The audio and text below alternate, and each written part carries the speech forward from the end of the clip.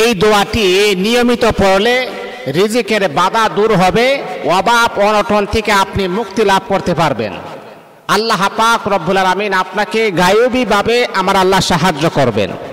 মনে রাখতে হবে কিছু কিছু মাসনুন দোয়াগুলা এতটাই ইম্পর্টেন্ট, এতটাই পাওয়ারফুল, আল্লাহর হাবিব বিশ্বনবী সাল্লাল্লাহু আলাইহি ওয়াসাল্লাম তিনি আমাদেরকে জানিয়ে দিয়েছেন এই দোয়াগুলা যদি প্রতিনিয়ত বা প্রতিদিন 5 ওয়াক্ত নামাজের পরে যখন আপনি এই আমলগুলা যখন আপনি করবেন, ইনশাআল্লাহ আল্লাহ পাক গায়বীভাবে আমার আল্লাহ আপনাকে সাহায্য করবেন। আল্লাহ পাকের সাহায্য যদি আপনি পেয়ে যান, আপনি মনে করেন 1000 কোটি টাকার সম্পদও আল্লাহ পাকের সাহায্যের কাছে কোনো ভ্যালু নাই। অনেকে আছে আমাদের কাছে ফোন দেয়া বলে, হুজুর মাস শেষে অনেক টাকা স্যালারি পাইতেছি, অনেক টাকা ইনকাম করি, তারপর কেন জানি হুজুর হাই হতাশ, ঘরের অভাব অনটন, ঘরের একটা ক্রাইসিস কেন জানি দূর হচ্ছে না। আমি আপনাকে বলবো, শুনেন, আপনি হাজার হাজার লক্ষ লক্ষ টাকা পয়সা ইনকাম করতে পারেন, কিন্তু আপনার ঘরের ভিতরে আল্লাহ পাকের রহমত বরকত নাই। এই জন্যে আপনার মনের ভিতরে ক্রাইসিস, আপনার ঘরের ভিতরে অভাব অনটন তারপরও দূর হয় না। আর আল্লাহ পাকের রহমত যেই ঘরের ভিতরে আছে, আল্লাহ পাকের বরকত যেই ঘরের ভিতরে আছে, আপনি কম টাকা ইনকাম করলেও এই ঘরের ভিতরে আল্লাহ পাক অনেক বড় বড় নিয়ামত আমার আল্লাহ দান করবেন। এই জন্য মুসলমান বন্ধু আমার, আপনি যখন 5 ওয়াক্ত নামাজ যখন আপনি পড়বেন, 5 ওয়াক্ত নামাজের পরে দোয়াটা আপনি নিয়মিতভাবে আপনি পড়বেন, আল্লাহুম্মা কফিনি বিহালালিকা আন হারামিক ওয়া আগনিনি বিফাদলিকা আম্মান সিওয়াক। 5 ওয়াক্ত নামাজের পরে কমাস কম আপনি 3 বার 5 বার 7 বার যতবার আপনি পারেন পড়বেন, আল্লাহুম্মা কফিনি বিহালালিকা আন হারামিক ওয়া আগনিনি বিফাদলিকা আম্মান সিওয়াক। এই দোয়াটা আপনি যদি প্রতিদিন পড়তে পারেন, 5 বেলা যদি আপনি পড়তে পারেন, আল্লাহ পাক রব্বুল আলামিন আমার আল্লাহ আপনাকে আসমানি নুসরত দ্বারা আপনার সমস্ত অভাব অনটন দূর করে দিয়ে আমার আল্লাহ আপনাকে হালাল ভাবে ধনাঢ্য বানায়া দিবেন। ঘরের ক্রাইসিস অভাব এইগুলাকে আমার আল্লাহ দূর করে দিবেন, প্রশস্ততার নিয়ামত আমার আল্লাহ বাড়ায় দিবেন। এই জন্যে প্রশস্ততার নিয়ামত যদি আপনি পেতে চান, আল্লাহ পাক যদি আপনাকে হালাল ভাবে যদি ধনী বানাতে চাই, তাহলে অবশ্যই আমি আপনাকে সাজেস্ট করব এই দোয়াটার কোনো বিকল্প নাই। অবশ্যই অবশ্যই এই দোয়াটা আপনি কখনোই মিস করবেন না, এটা পড়বেন, আল্লাহ প্রদত্ত নিয়ামতের মালিক আপনি হয়ে যাবেন। আপনি যখন ফজরের নামাজ পড়বেন এই দোয়াটা পড়বেন, ইমাম সাহেব যখন ডানে বামে যখন সালাম ফিরাবেন, এই আমার বলল, তখন আপনি 2টা হাত বাড়াইয়া মালিকের কাছে আপনি বলবেন, আল্লাহুম্মা কফিনি বিহালালিকা আন হারামিক ওয়া আগনিনি বিফাদলিকা আম্মান সিওয়াক। এই দোয়াটা পরে তারপর মালিকের কাছে আপনি নিজের অভিযোগের কথাগুলা পেশ করবেন। ও আল্লাহ, আমি বড় ক্ষতিগ্রস্ত হয়ে গেলাম, তোমার কাছে আমি সফলতা কামনা করি।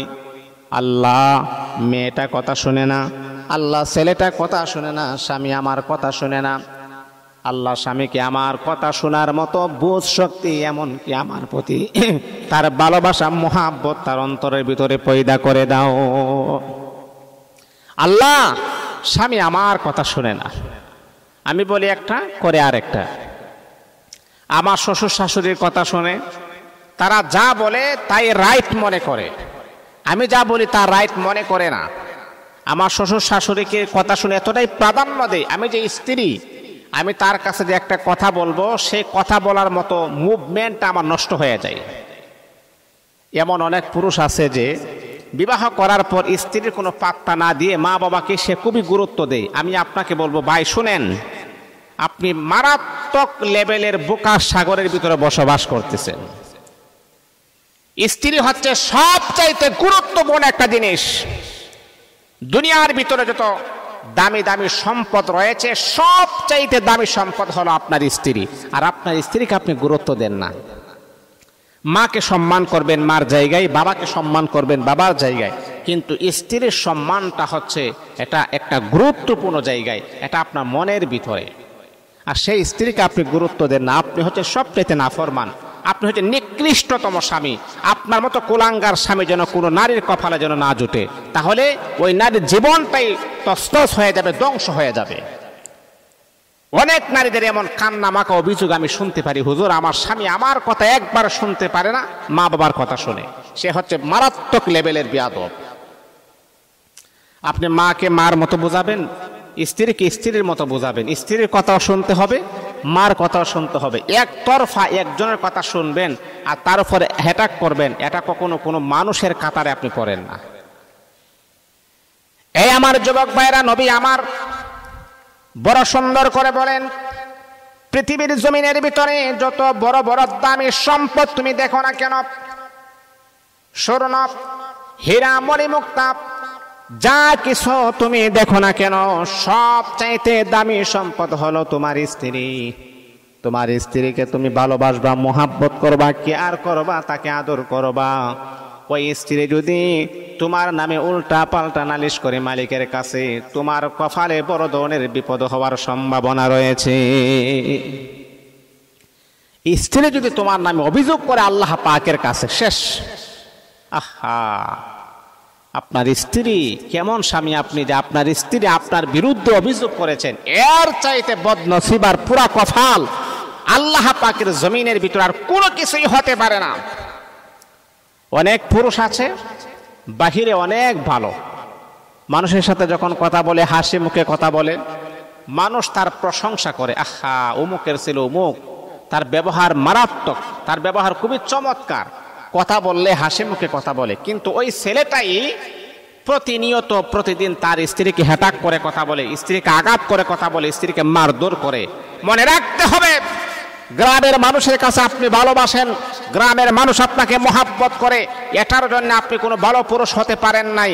আল্লাহ পাকের কোরআন এবং হাদিস যদি আপনি মানেন, আমার রাসূল বড় চমৎকার আকারে বলেছেন, ওই পুরুষ হচ্ছে সবচাইতে দামি, ওই পুরুষ হচ্ছে সবচাইতে ভালো যে তার নিজের স্ত্রীর কাছে ভালো। সুবহানাল্লাহি ওয়া বিহামদিহি, সুবহানাল্লাহিল আযীম। তাহলে আপনি যদি নিজেকে ভালো প্রমাণ করতে চান, নিজের স্ত্রীর কাছে প্রমাণ করতে হবে, নিজের স্ত্রীর ভালোবাসা অর্জন করতে হবে। তাকে কখনো আঘাত করে তার ভালোবাসা পাওয়া যায় না। কোন মানুষের ভালোবাসা যদি আপনি পেতে চান, তাকে কষ্ট দিয়ে তার ভালোবাসা আপনি অর্জন করতে পারবেন না। আপনার মুখের সুন্দর ব্যবহার দিয়ে, তার অন্তরে শ্রদ্ধার ভালোবাসা দিয়ে অটোমেটিকলি তার অন্তরের ভালোবাসা আপনি পেয়ে যাবেন। আঘাত করে, জোর করে, ক্ষমতা প্রয়োগ করে কাহারও মনে জায়গা করা যায় না। এটা হচ্ছে অন্তরের বিষয়, শ্রদ্ধা, সম্মান, মায়া, মোহাব্বত, ভালোবাসা।